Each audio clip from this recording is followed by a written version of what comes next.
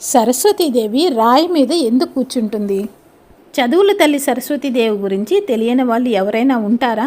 సరస్వతీదేవి తెల్ల చీర, వీణతో తెల్ల తామర పువ్వు మీద కూర్చొని ఉన్నట్లు చాలా సినిమాల్లో చూపిస్తారు. కానీ సరస్వతీదేవి రాయి మీద కానీ హంస మీద కానీ కూర్చొని ఉంటుంది. రాయి హంస మాత్రమే ఎందుకు కారణం అడుగుతారా? చదువుని, మనకున్న విజ్ఞానాన్ని ఎవ్వరూ దొంగలించలేరు.